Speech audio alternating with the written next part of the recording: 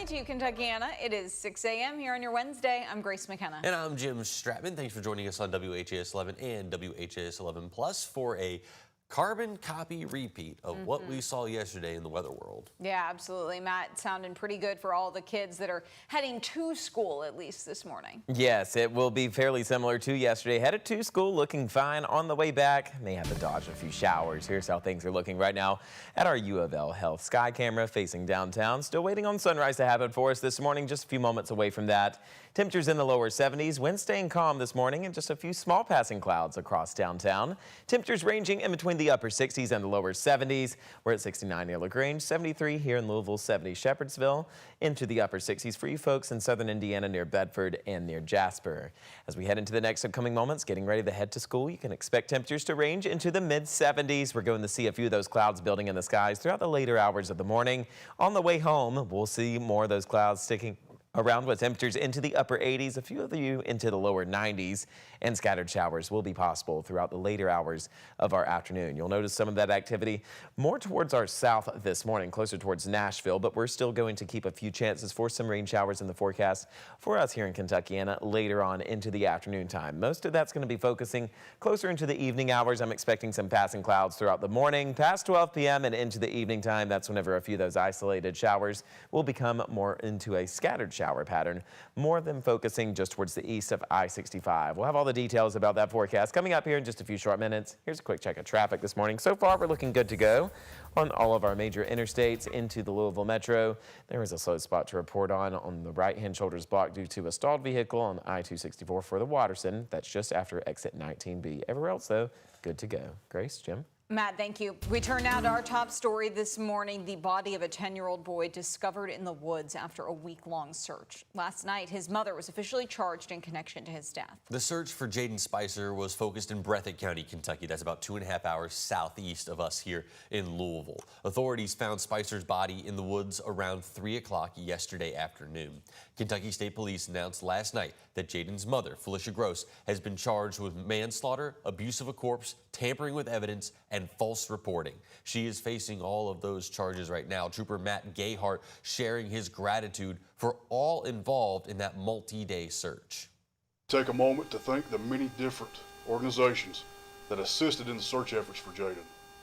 All the volunteers that spent numerous hours and days trying to locate him. Thank you to every person that sent tips or even shared a post on social media. Thank you to every person that prayed and those prayers that were sent to us, and we ask that you continue to pray for a community that grieves at this tragic loss. Jaden was last seen near his home in Jackson, Kentucky on August 5th. Gross is currently in custody. We don't know exactly when she will be arraigned. Happening today here in Louisville, GE Appliances is set to make a major economic development announcement. Governor Andy Beshear will join elected officials and GE Appliances execs to talk about future production at Appliance Park in Louisville. It comes less than 2 months after GE announced a $490 million investment at the park, which it said solidifies Kentucky's position as a global hub for advanced appliance manufacturing. WHAS 11 going to be at the announcement at 10:30 this morning. Stay tuned for more. The Kentucky Transportation Cabinet is trying to change how you drive through work zones.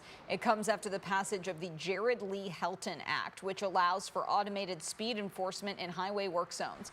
In Shelbyville yesterday, state police said law enforcement will be stationed at the end of the road work, and an automated speed camera will be clocking drivers as they go. Cameras will alert law enforcement on who to pull over to ticket speeders. According to KYTC, last year in Kentucky, there were more than 1,200 crashes in work zones, which injured nearly 300 people and killed 7 others. While we're on the topic of traffic, new changes are coming to Brownsboro Road and the Watterson, and the state says it's all to address traffic issues. We have seen those traffic issues building up over the last number of weeks, and that's because we've got 2 more years of all of this construction before that massive improvement project is actually completed. So we sent our own Alex Dieter and photojournalist Emma Gefter out to the carpool line at Dunn Elementary, hearing how the construction out there is adding to that congestion. Changes are coming to Brownsboro Road to hopefully help this problem. The massive project is designed to make things eventually run better around the new VA hospital at the Watterson in Brownsboro. and on Ruby Lane, where dozens of cars filled with parents like David Johnson wait to pick up their kids from Dunn Elementary. Now I have to cut over 3 lanes, and also they're merging from the other side. It's been a little bit chaotic. Johnson was in line picking up his 4th grade son. Really, how has the traffic been for you all off of Brownsboro? Awful. Absolutely awful.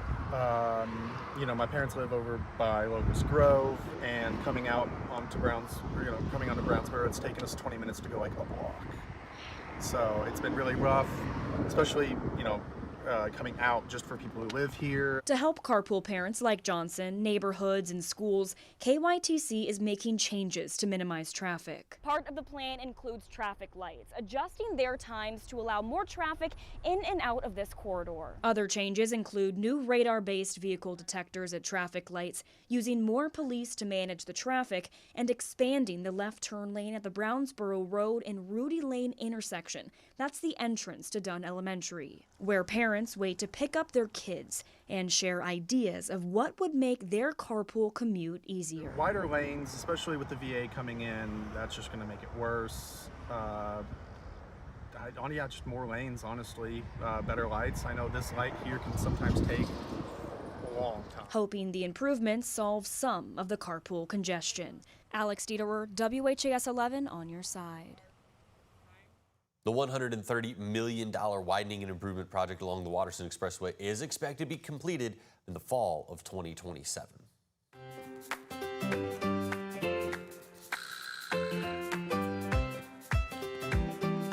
It's 6:07 and it's back to school season. Today, 6 more Kentucky school districts are getting back into the classroom. So let's go ahead and take a look at who is celebrating their first day of school. Henry, Marion, Oldham, Nelson, Trimble, and Adair counties all headed back to the classrooms this morning. Gabe is actually going to be live out at Oldham County all morning long. We're going to hear from him coming up here in just about 10 minutes. But for now, let's take a little bit of a deeper look into some of these other districts headed back to class today. Yeah, new this year for Nelson County Schools, the district says it's invested $19 million to expand its career and technical programs. The district invested another $200,000 in continuing education for teachers. Plus, it's expanding its micro school to include a half-day aerospace program at the Bardstown Airport. We'll be speaking with Nelson County Superintendent Wes Bradley on GMK, only on WHAS 11 Plus at 7:45. As for Trimble County, the district's got 3 schools, more than 1,100 students. This year, it's rolling out a number of new apps to help students and parents stay informed, including a new teacher-student communication app called Class Dojo. Meanwhile, School Cash Online will let parents sign permission forms, pay for field trips, spirit wear, and activity fees, all through an online portal.